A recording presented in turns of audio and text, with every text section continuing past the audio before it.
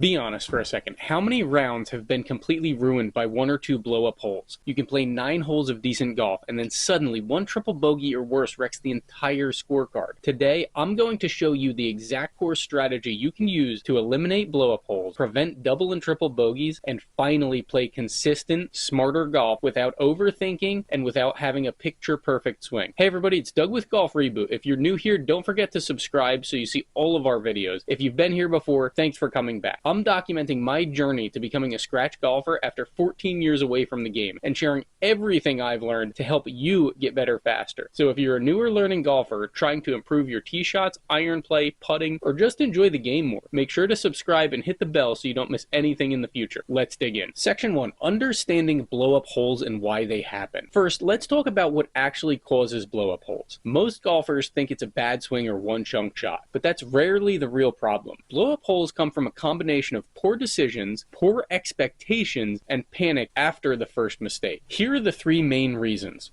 Choosing shots you don't practice, not picking a clear, realistic target, and trying to recover instantly after one bad shot. Every big number spirals because the golfer tries to hit a hero shot or makes a decision they wouldn't make on the practice range. Blow-up holes are less about skill and more about thinking up here. The good news, we can fix all of this with a simple system. Comment below on any questions you've had about golf and recovering from bad shots and where you struggle with doing that the most. Next up, we've got the safe triple line strategy. You've probably heard of the safe bogey mindset, but for new golfers or high handicappers, even bogey can be too much pressure. I'm going to show you something called the safe triple line. You won't actually make triple. You'll score better by planning for the worst and letting the good happen naturally. Here's how it works. Step 1, you're going to divide every hole into 3 simple zones. Zone 1, get the ball in play.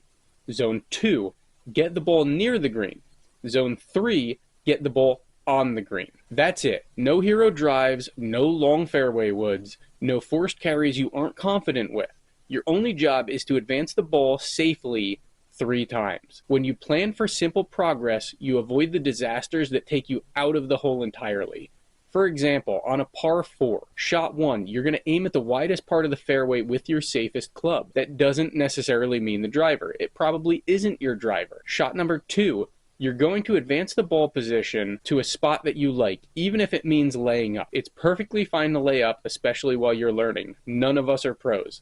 Shot 3, you're going to chip on. Now, by laying up with shot 2, chipping on, you should be closer to the green so you can get closer to the hole. Shot 4, really 4 and 5, is a 2-putt. So you're getting closer to the hole, 2-putting to put it in. Boom. You walk away with a bogey without the stress. Now here's the magic. When you play within the safe triple line, you avoid blowups entirely. And because you're not creating chaos, you end up scoring better, often breaking 100 or 90 without swinging any better than you are. If you're enjoying this, click the link in the description to get our free practice guide. It's how I practice, and I really think it's helped me. So we're going to try something new here. I haven't done this before, but I pulled up one of my least favorite holes that I've ever played on my iPad before, and I did a little bit of a diagram. So this is clearly a tough hole. You can see there's 4 different spots you can aim for, and you have to be smart about it. So I know that I can hit a drive 260, but you can see that in the yellow. I'm going way too close to some houses. I'm going over a ton of water, some really tall trees, and where it would land is going to be right by that creek running through. So that's very dangerous. I will say that I have tried that before. Now in the blue there, you can see 225. That's probably a 3-wood, maybe a light driver. And it is possible. Problem, you still have water, and you have a really tall tree there. So you could do it if you get enough height, but it's sketchy. In the pink, you're going about 190. Now 190 is completely doable. You're going to probably be using an iron, and it gives you a straight shot in towards the green. In the orange, you're 147. That's probably a 8 iron for me. It's not putting you in a great spot because then you have to chip out to about 100 yards. You're still going to be probably 190 away from it.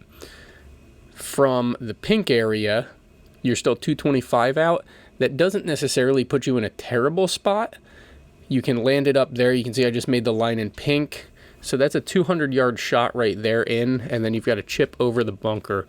You do have to watch out for bunkers. You can also see on this hole, there's not a lot of room to go behind it or off to the sides. So that could be a big problem for you. Now, if we come back to the orange, you're chipping out. If you try to get onto the fairway, you'd have to go real high over the trees. And if you hit a 200-yard shot, you're still 100 out. So it's not necessarily going to work. I would not hit that one myself. Now, switching back over to the blue, from 225, you can land right in there around the pink, probably a little bit further out just before the sand trap, but you do have to be careful there. Now you've got a good view to try and hit up onto the green from there.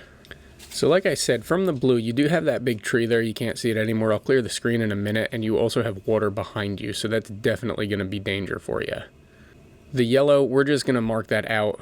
Orange, we're going to mark that out. Yellow because it's too far, it's too dangerous. Orange because it's honestly not worth trying to hit that one. All right, let's clear it out. You've got the blue, you've got the pink. So let's start with the pink. If you're 190, you've got about 250 to the hole. So your next shot could land anywhere up to 218 in front of the sand trap. You could try and pump it further. I wouldn't risk it because with a wood, it's a little bit harder to control where you're going. I would try to land about 200, 175 to 200, and you should be in a pretty good spot up there. Now, if we switch back over to the blue, you've got 205 to the hole. So if you hit it there, you're about 170 from where you're hitting from, which is definitely doable. So what that means, you're either going to be going to the green or landing short of the trap. So you're probably shooting for about either 150 to land before it or 200 to hopefully get on the green. Again, you have to be careful because there's trees, there's no room behind this hole, and it's not really wide. So with the blue, you're going to have about 200 yards in. That's definitely a shot at the green. It really depends how well you can control it. Now, what that's going to do, if you get on the green in 2, that means you've got 2 putts to get a birdie, 3 putts to get a bogey. So that's putting you in a really good spot. This is a par 5. Now, with the pink, your first shot's going to be 190. Second shot's probably coming in around 200. So you're going to have under a 50-yard chip to get on. Even if you don't hit that second shot 200, even if you only go 150 and then still have to chip on later, that's fine because you're still getting on the green in 3 to 4, which is going to leave you with at least a par putt, possibly a birdie, and it's also going to give you the opportunity to get a bogey if you do have a couple too many putts. Now, again, with the blue, you've got that big tree right there I talked about before. That is your danger. If you do not get enough height, I would say that tree is probably 70, 80 feet tall. I'm able to go over it, but it's still a risk. If I don't make a good shot, I have problems. On the pink side, that's a good spot to aim. It's clear, it's wide open, you have room in front and behind. Like I said before, pink is going to be 3 shots, and blue you could get on in 2.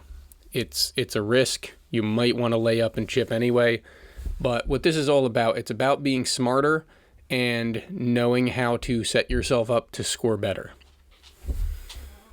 Next, we've got smarter targeting, the 80% rule. Most golfers pick targets they can only hit about 30% of the time. That's a recipe for disaster. The 80% rule forces you to take the shot you can hit well 8 out of 10 times.